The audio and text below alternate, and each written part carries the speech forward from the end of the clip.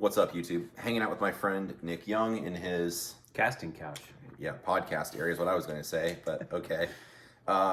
We're doing listener questions today, and I asked for listener questions, and you guys did not disappoint. So the question for today has kind of a few different pieces. I'm going to read the whole thing off, and then we'll just pick it apart and answer each question one at a time. So, do you keep a training log?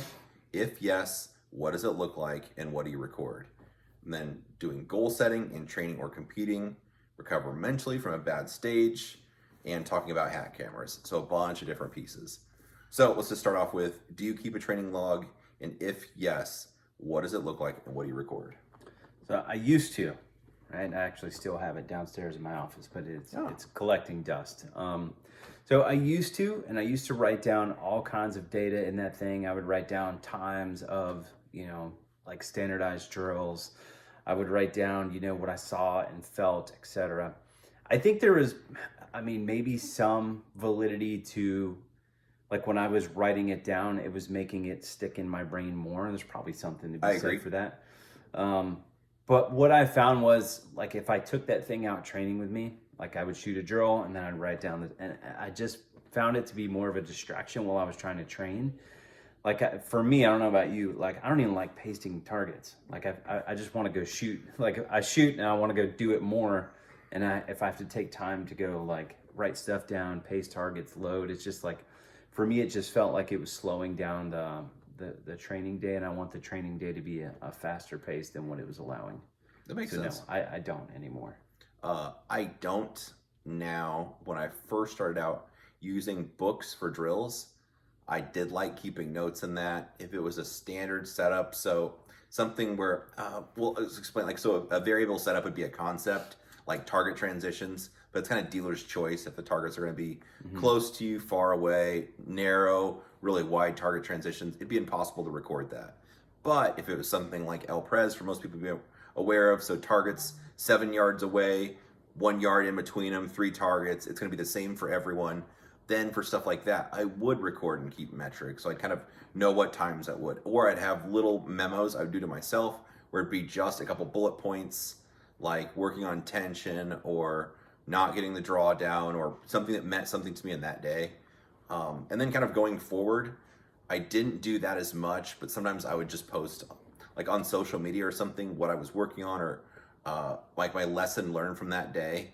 And I think just the act of articulating it out, whether it's goes on social media, you write down on a notebook, whatever, like what you said is good, just because it makes you think about it. I think it's too easy to leave practice and then start like texting your significant other, thinking about dinner, or dry firing your gun at homeless people that you drive by, whatever you guys do around here. But we don't have homeless people here. Oh, just kidding. But yeah, it's like easier to get distracted with other things or listening to a podcast or a YouTube video or whatever. So just the act of thinking through everything that happened is really good. Even if you don't write it down, just on the drive home from the range, just picking apart everything that happened and what you want to work on, I think is a good thing. Like you said, I don't think the notebook is something most people would find value in going back and revisiting, but the fact that you have to actually analyze what happened and think through it is the important part. Yeah. Now I will do stuff where, say I'm training, right? And I had issues with something and I finally figured out like, hey, how to get over it. Maybe I set up a specific drill to allow me to like focus on this one thing.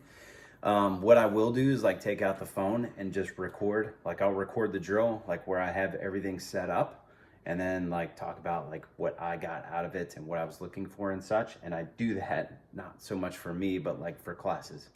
It's like, for me, it's like I know if I'm struggling with something, someone else is probably struggling as well.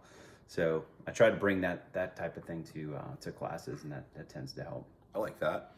The next part of the question, do you do goal setting in training or competing? Yeah, for sure. Definitely training, at least more than competing, at least for me now.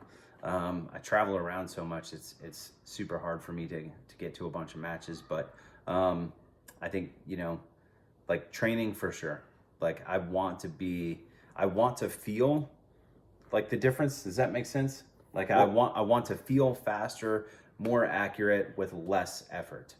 So what goals would you set then? Or do you have an idea of what a suggestion someone would set as a goal for a practice session? Oh, for a practice session, it might just be like to become more aware of one little tiny thing. Like for me, I don't feel like there's huge jumps anymore. I mean, the huge jump stuff or the big takeaways aren't really there anymore. It's more like granular type of stuff. A good example of this might be like when I hosted Tom, and Tom was like, "Hey, keep your feet more underneath you." And I was taking like these big steps, and I saw like an improvement, immediately. It's like, okay, that was super cool. I'm gonna go work on this. And I think, as a goal, it's like I want to be able to shoot more things on the move that I wasn't comfortable with shooting on the move before. So an example might be 15-yard mini poppers in the center of a stage, and just be able to shoot those things on the move. Like that would be a solid goal, at least for that one particular thing. I like that. Yeah, I think I don't really have goals for practice that would be like pass or fail. Well, maybe a little bit. I'll give you some examples. So it would depend on what I have going on. So for example, if it's my last couple practice sessions before a big match, the goal for the day might be as simple. Well, it sounds simple. It's really infuriating. It normally makes me want to like Hulk out, but maybe I just want to be disciplined the whole day. Yep. I want to not shoot any deltas or misses the entire day. So no oopsies, no going off the rails, no losing self-control, just see the color of my sight for every single target, and alphas and some Charlies are okay for the entire day. Which that is pass or fail, but it's also a process where I'm forcing myself to stay disciplined. For matches, an example of something would be, conversation on this on one of the guys in training group, one of the there's like different tiers, but one of the gold guys where it's just a conversation between like me and the student basically. And I think a really powerful goal is going to matches, especially depending on your skill level and how much experience you have at matches. You're going to make a decision on every single target without exception what the sight needs to look like before you shoot for the first shot and the second shot. So some examples would be the sight looks like it's a stop stable sight, not moving. Press the trigger, it looks like a bouncing ball. So as it comes back down to where you're looking, you press the trigger a second time. It could be a predictive pair, or I'm going to react to just seeing the color red as soon as it gets up to my eye line or from the next target, and then I'm going to fire a predictive pair so fast that I can't like make a decision on the second shot, but I'll be aware of what the sight does. And I mean do that for every single target, every single stage, without exception. Because the person I was having this conversation with was having an issue with sometimes like the mystery mics. We have a miss somewhere, it's like, I didn't really call it, I didn't see that happening. Like, okay, we gotta talk, it's like, no, there's no oopsies. Every single target, you go through that. So it kind of depends. And then in my training, it could be more exploratory, where I really want to push down the aggression level today. So I'm gonna work on, like, what does that mean? Snapping my eyes to the target, reacting to the color of the sight for every single shot today in training, regardless of how far it is away, just to see what I can get away with. So it could really change drastically based on what you have coming up in your current experience. Yeah. Hell, man, I think a good goal for matches is just like, hey, no deltas, no shoots or mics. Sure. That would be a hell of a goal for a lot of people. It is a good goal, but like beyond that, it's like, okay, I don't want to have no shoots. Okay, cool. But how are you going to make that happen? So to me, it's like the process. Being disciplined as possible. Yeah. Like I said, what does your sight have to look like on every target? You pick the scheme that you're going to engage each target with and then stick to it. Yep. So otherwise, it's too tough to do like a pass or fail. It's like, what if you have a miss in the first stage? You're like, well, then I guess it's out the window. I guess we'll just, whatever, today's shot. It's like, you don't want to put yourself in a situation like that. All right, the next question. How do you recover mentally, right on cue, from a bad stage in a match or a bad practice session? I think this is where... Neither one of us have ever had bad stages, but hypothetically. Yeah. I think this is where discipline really comes in. So I teach a class where we actually shoot stages and I film a lot of stuff from people. And what I've noticed people do is if, take for instance, they're shooting one half of the stage and then they stick a reload running to the second half. If they do something like biff the reload, it's usually like they feel the need to go faster because they're like, shit, now I'm behind because I just biffed the freaking reload. And then they just shit out all the discipline that they had in mind. So I think, like I always tell those guys in the comment, like I review the video and send it back to them, but I always like tell them like, hey, I don't care that you biffed the reload. What I care about is like what you did after that. Like you just completely disregarded the rest of the stage because of the way that biffed reload made you feel. So I think being able to have discipline, and I used to be really horrible about this. Like I still have this one stage in my head that I shot. Dude, this is probably 4 or 5 years ago at this point. So there was an activator on the left side of the range, and the swinger was on the right side of the range. And I remember like going through this array, and I was leaving. The exit target was the activator, and I remember shooting it. It's like I had a good trigger press. I saw the dot there when I pressed the trigger, and I did not hear a ding. Oh no! What do you think happened when I ran to the right part of the? And I'm like, I don't think I heard it. Activate. And in my head, I'm like, I should go back. And I'm thinking about all this crap in my head, and I'm thinking about how like this isn't going really good for me, right? And then what the points look like? The points look like crap. And I did hit the damn activator, and I got up to the thing, and it's like, bam, there it is swinging. And it's like, you dummy, you just thought about all that other crap, and I almost ran back. Way too distracted. So it's like, I don't care, about a stupid mistake like biffing a reload. What I care about is like what you do after that. And I think that's where having experience in shooting matches comes into play, because like that is not going to happen overnight. That sort of thing, like having the discipline to be like, nope, you will shoot alphas. Like I don't care how slow this makes you feel right now. I like that. Well, how about this? A bad stage is going to be relative. So maybe you have a bad stage on the Nick level, or like what you just described. Sorry, not you in general, just your description. It was pretty horrible. It was pretty horrible. In my head, it was really horrible. Yeah, but maybe otherwise it's just one no shoot, one miss. I knew better. Like what you're talking about. Like I felt it happen at the time. I didn't see what I needed to see get done, and you are absolutely irate. So it doesn't always have to be total meltdown. And the other thing that people kind of lose track of, well, I happen to have a handful of friends that are national and world champions. And so it's cool to be able to pick brains of people that'll be better at shooting than I ever will be, likely. And like they'll never, if the percentage of perfect stages that these guys have ever had would be like probably less than 1 or 2% of like all the stages they've ever shot. Like 1%, went perfect. Otherwise, it would always be, this went a little bit better. This wasn't quite the way I hoped. The site did this a little bit. I wanted to do this a little bit differently. Like, yeah, you just won a stage at nationals, but you still wanted to do it a little bit better. There's still something. So again, it's so relative. I think people build up in their mind the stage has to be so perfect. And then when it's just not perfect, they're all of a sudden, it's like, bro, if you're in B or C class, here's some hard facts for you. No one in B or C class is going to have a perfect match. I won matches, like section matches in B class, where I had stages I thought were so terrible, I should just save the ammunition and go home. It's like, guess what, bro? Everybody else in B class had issues too. Everyone else had some misses also. If, they shot a perfect match and they were really fast and really accurate, they probably would not have been in B class with me.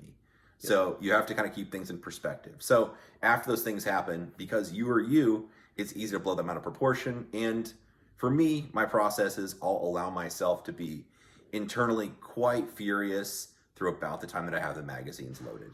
So you'll get done, you'll patch, walk through with the scoring official. I would recommend, you see the hits, you initial or sign your score sheet or tap okay, whatever. Think about it. I'll be like, what happened? Why did I let that happen? What did I not do? What should I have done differently? How do I get this under control? And then be really furious for just long enough if you have to brush your magazines or refill them or put, the couple magazines you used to get them back up to capacity, put them back on your belt. Once I'm reset and ready for the next stage, then it's time to be done with it. Like you don't want to act like a child anyway, but you can't go storm off and pout for a while. So internally, be a little angry for a little bit. And then after whatever that is, probably less than 5 minutes, it's time to start thinking about the next thing. You'll have plenty of time on the drive home and that night and the next day to worry about that stuff. So in the moment, you need to just get back on like what has to happen.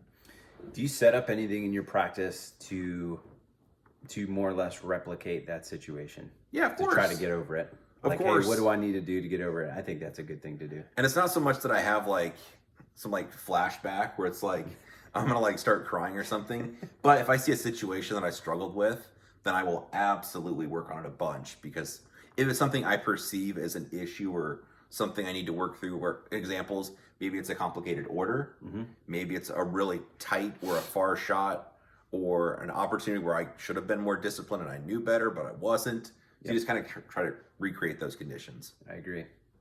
Yeah, I try to recreate those things and then work on, maybe some cues. Like giving myself cues. I don't know about you, but like for me personally, like if I have a specific cue for whatever to go look for, and when I see that thing pop up in a stage, it's like, okay, that's the cue that I need to look for on that particular thing. Whether it's like steel, and say it's steel like out in the open where you could shoot it on the move. Like my cue is like, wait, dummy. Like just wait, just wait. Like sure, you could like throw the gun over there if we were standing static and whack it, but like just give it a tenth of a freaking second. Like that's the cue in my head, and every time I do that, it's like, bam, I can hit the steel on the move. I like it. So I mean, we've used the word discipline, probably overused at this point, but you have to have that with your emotions also, which is not always easy to do. You have your amount of time to be irritated or frustrated, or if you have a little meltdown, hopefully don't throw things, but your little moment, and then afterwards it's time to move on and do the next thing. So you have to be able to control yourself a little bit. So the last question is, hat cam cameras, are they useful or a gimmick? I don't have a hat cam camera. I do have a GoPro. Well, same difference. We'll call any of them the same. Yeah, mine's like the big heavy one though, like the old one. But so I have two. I have found it to be useful, especially on transitions. So like going back and then watching it frame by frame on transitions. And I think it's useful, especially on transitions, because you could see how the gun shows up, especially if you watch it frame by frame. So it's like maybe the gun showed up and you kind of drug into it. You could see where like you started looking at the dot. Like the more you look into this stuff, I think the more aware you become of it. But maybe you weren't aware of it when you did that, right? Or maybe you shot twice and then like the gun lifts and then comes back down. You're still looking at the target, and then you look at the next one. Maybe like there was no trigger break exit type of thing. So yeah, I think it's definitely educational, especially if you watch it frame by frame and kind of nerd out about that stuff. How's the gun arrive to the target? What did the gun look like when I pressed the trigger? That's another one to look at. Did the gun get pushed down or anything like that? Did it have any sort of weird reaction on certain types of targets? Maybe it's a close target, and then you watch the gun kind of do this when you got to it. It's like all of the tension. Noticing all of those little things, I think, is really good, because then you can go work on them. Yeah, I agree 100%. Whether it's hat cam, GoPro, any of the products, or the glasses. Glasses look pretty fly. Ray-Ban maybe, and maybe there's another brand that does it. I think they're all pretty valuable. People work hard for their money, and it's several $100s, so it's probably not for everyone. But I agree. Off the first person, you do get a lot of stuff. Yeah. On Training Group, we do, well, for people not familiar, pstg.us, I guess to plug my own stuff, digital coaching. People will submit videos. So basically, scrape the program. But I guess you do this also for your just the classes. One class. Yeah. But scrape the video, put it in a program, and it's basically like if you're watching sports ball and they're like scribbling on the screen and drawing arrows and doing frame by frame. You can do all that kind of stuff. And so if you slow it down, or after a while you get kind of a careful eye, you can do it at full speed, and you'll be able to see where the shots are going. So examples of, like you said, maybe the gun gets up to eye level and it sits there for about 500 seconds before it goes off. Like that was definitely over aiming. Or you see in their shoot, it's like bop, bop, bop. You're like, okay, the second shot was definitely the miss. You could see all those kind of marksmanship stuff happens. The target transitions, like you said, if it swings over and it bounces, that's way too much tension. Like, bro, relax the tension. Or if you see it shift over and then you see another correction, yep, you're probably looking at the sight or not the exact spot on the target. Instead, it should just kind of float over and just magically stop on the target. So you could assess a lot that way. How the gun recoils. Sometimes the gun recoils, well, for close targets, not very much. The target gets far away and all of a sudden it starts, like people kind of let the gun have its way with them, where they just carefully press the trigger and it recoils up, and at some point it comes back down. So you can see a lot of those little like demeanor shifts or little ticks, vision type stuff. So I think it's very valuable as, of course, third person, but from first person, you can get a lot of information. Absolutely. So yeah, someone actually tagged me in some hat cam footage the other day. I should have sent it to you, but he actually slowed it down frame by frame, and I was like, "Oh, this is the nerd in me was like, I kept watching it. But what you Yeah. could see is this, like he'd fire one shot, and then on the second one, right before he pressed the trigger, like his eyes were pulling away, so Sure. the gun was moving. It was like Alpha Charlie, Alpha, like you could see it as he was shooting. Yeah. Yeah. No, it's a valuable training tool. So Yeah. I realize they're several $100s. It's not super cheap, but that is something that I think is helpful. And you could also do it with your dry fire. Yep. Especially without even pressing the trigger, just assessing like the path the gun takes between the targets, and does it go directly there or kind of inefficient movement and stuff. So I agree, 100%. well, that was a barrage of questions, but it was quite good. I like Those are good ones. Yeah. So anyway, we appreciate you watching. If you have questions for us, drop it below. If you like Nick, you can go to his YouTube channel. Velox. Go fuck I was gonna say it's Velox Training Group. I was just getting ready to say it was VELOX Training Group. And if you don't like him, then just don't go there. Or if you are currently subscribed, you can unsubscribe to his channel. Whatever. But anyway, Nick posts normally a video a day, kind of the same type of stuff I do. So if you like what I have to say, more than likely you'll like what he has to say also. So anyway, we appreciate you watching. Like, share, subscribe, all that crap if you want to, but if not, that's okay too.